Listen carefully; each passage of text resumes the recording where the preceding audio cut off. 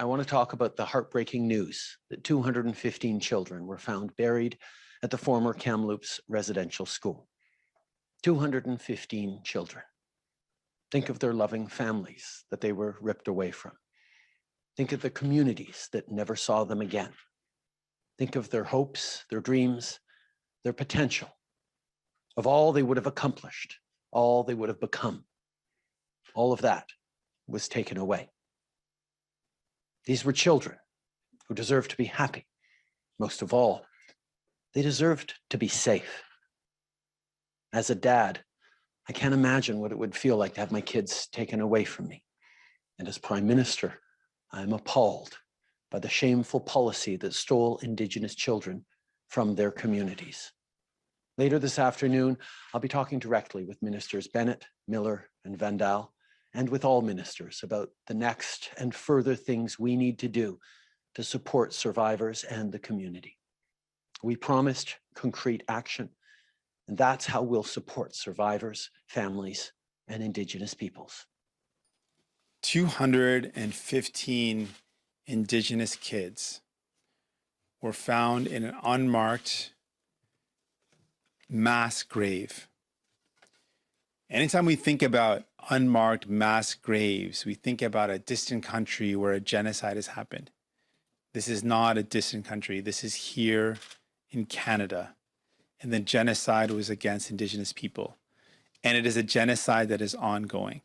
The country is reeling from this loss. People are commemorating and reflecting on this loss across the country. And that is incredibly important. We all are grieving. I grieve with the Indigenous community today.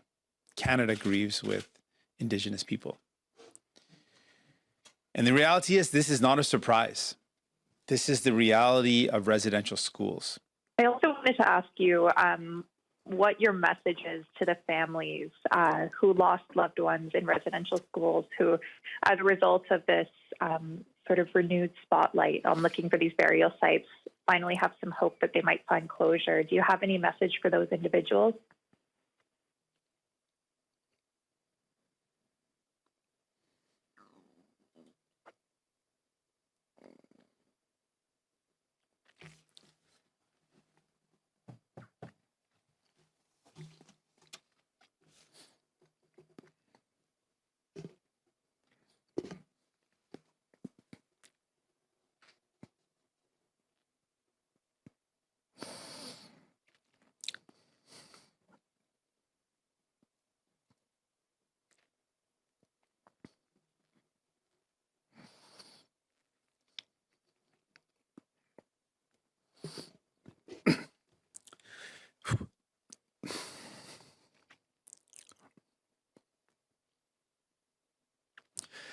I'm sorry.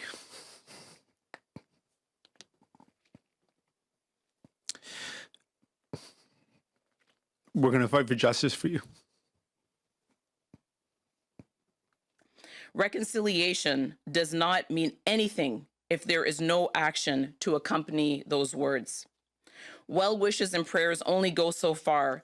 If we are going to actually create positive strides forward, there needs to be that ability to continue the work, like the Residential School Survivors Society does, in a meaningful way.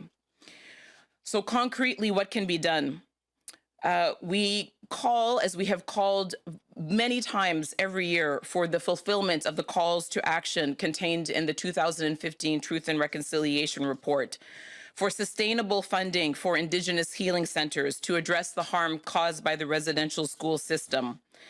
The government should call again on the Pope to apologize on behalf of the Catholic Church for their part in this tragedy, something that the Pope has thus far refused to do, and I hope that he will take this occasion to do.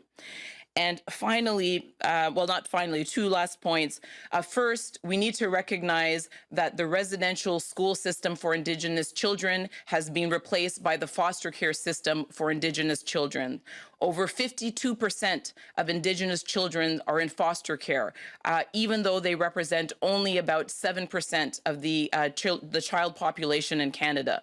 So one system has replaced the other, and the harm and the hurt continues.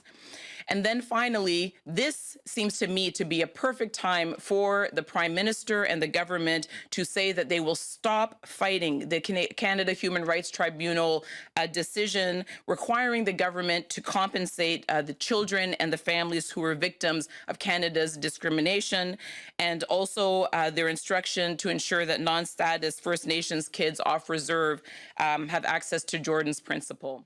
This weekend, my 9-year-old son, Jack, asked me why the flags were lowered to half-mast in Ottawa. I had the difficult task of explaining to him the terrible news of the graves of children found at the site of a residential school. "Kids aren't supposed to die at school, Dad," he said to me. As a parent, it is devastating to think of 215 children buried by their school and lost for decades.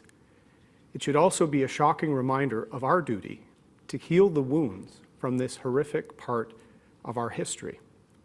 Today, I'm writing to the Prime Minister to ask him to take immediate action to address this unspeakable discovery and support the Indigenous communities and our country in mourning.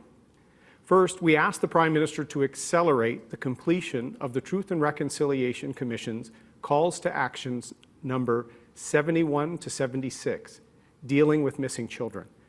We ask that this be done in partnership with Indigenous communities across the country. The Conservative opposition will support swift and immediate efforts to help give families and communities closure and a time for healing. I have asked for the government's support in implementing these commitments as soon as possible. Today is not about partisanship or politics. It's simply the right thing for our country to do, and an essential step in reconciliation. Every party, indeed every Canadian, has a role to play in reconciliation. We must work together to ensure we bring our dark history to light, acknowledge it, and learn from it, and ensure nothing like it ever happens again.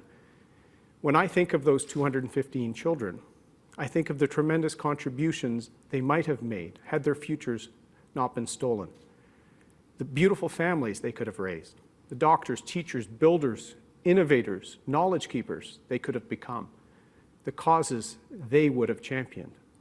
We owe it to each of them to make this right.